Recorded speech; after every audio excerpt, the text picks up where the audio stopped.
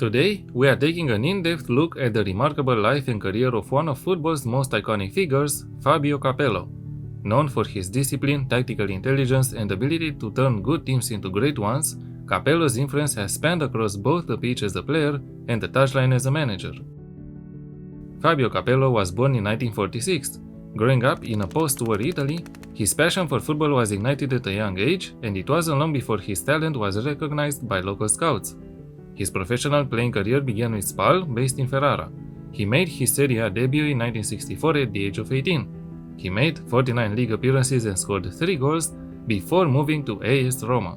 It was at Roma that his reputation as a reliable, hard-working midfielder began to crystallize. Over 3 seasons, he earned 62 appearances and netted 11 goals, a notable tally for a midfielder. Capello helped Roma clinch the Coppa Italia in 1969, demonstrating his knack for contributing in crucial matches. His next move was to Juventus in 1970, making a pivotal step in his career. During the 6 years he spent with the Bianconeri, he was instrumental in solidifying their midfield. He made 165 Serie A appearances and scored 27 goals, helping Juventus secure 3 league titles between the 1971-72 and 1974-75 seasons. But in 1976, he joined Milan. He played a role in Milan's 1976-77 Coppa Italia triumph and remained with the club until his retirement in 1980. After hanging up his boots in 1980, he stayed involved with football, initially taking up coaching and administrative roles at AC Milan. His tactical mind and attention to detail quickly set him apart, and it wasn't long before he embarked on his legendary managerial journey. His managerial career started with Milan's Primavera team, where he honed his coaching philosophy and player development skills.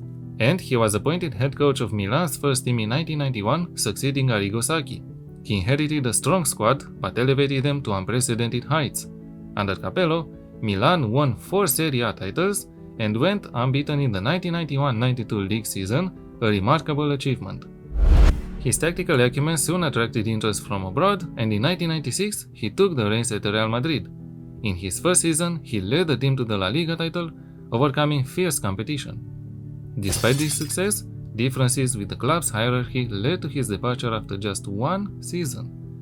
A decade later, Capello returned to Madrid for the 2006-2007 season.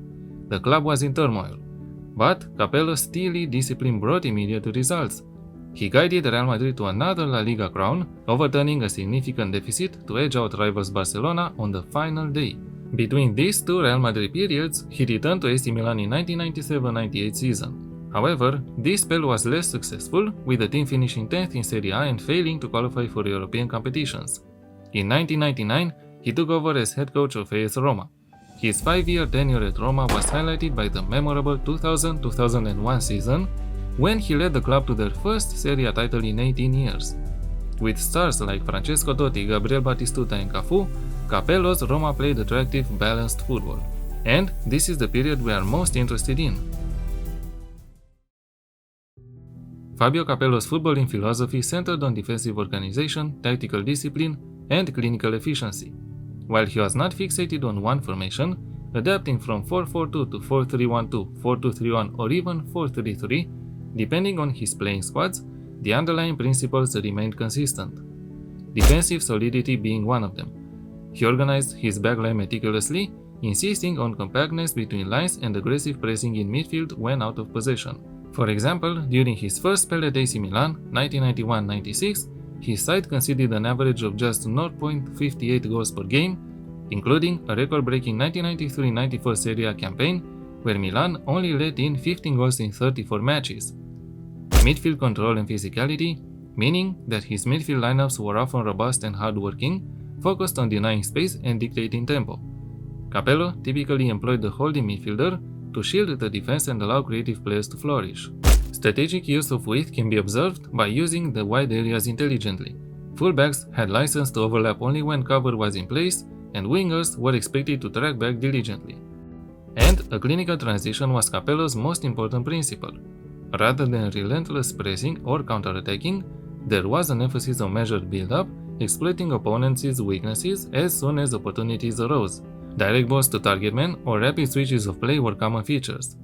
The 2000-2001 Scudetto winning season was emblematic for Capello's tactical acumen. Of course, we'll use the classic 3-4-1-2 setup in game. with a sweeper keeper on defending goal. A reliable, composed and good distributor is needed in goal. The back four is made of one central defender on defend, a ball-playing defender on defend, and a central defender on cover. The setup is thought as a balanced one, to recycle the ball and cover the defense as well. As player instructions, stay wider was chosen for the central defenders to ask them to cover the flanks. Two wingbacks on support cover the defensive players. The roles were chosen as we need the two players to balance going up in attack with the defensive play. Two central midfielders were used instead of two defensive ones, with a deep line playmaker on defend and a box-to-box midfielder on support. Damiano Tomasi helped retain the ball, disrupted the opposition's play and recycled the ball. While Emerson used his energy to cover ground between his goal and the opposition's, link up play and disrupt the opposition's build-up when possible. The secret role for that AS Roma setup may have been Francesco Totti. He was a star in the making, and Fabio Capello's principles helped him get his game to the next level in that title-winning season. An advanced playmaker role on attack was preferred for him. We need a player here to run from position, take more risks, shoot more often, move into channels, and find the best possible pass for the attackers. A trequartista role would also work. I ultimately chose the advanced playmaker role, as we need a ball distributor as well, not only a goal threat. And the strikers are an advanced forward and a deep line forward on support. As mentality, I chose positive. In possession, fairly wide attacking width, play out of defense, shorter passing directness, and a standard to even a lower tempo sometimes. This setup is meant to help retaining the ball and control the game tempo. I also used play for set pieces to maximize the goal scoring chances. In transition, counter, and distribute the ball to the defense as much as possible. I used the regroup in the important matches to make sure that the players return to their defensive positions in time. Out of possession, I debated between high press and the mid block. Again, in the important matches I lowered it to mid block and the standard defensive line, and the trigger press was balanced to be active but not too aggressive. Using this setup, we won the Romanian League in my Building a Nation save with FCSB. We also won the Romanian Super Cup and were runners-up in the Romanian Cup. And in the UEFA Champions League, we were knocked out of the league phase, needing 3 more goals to fight for the last qualifying spot. Fabio Capello is one of the great managers football has seen, and we are privileged to have witnessed his team's play. His tactical principles will influence generations to come for sure.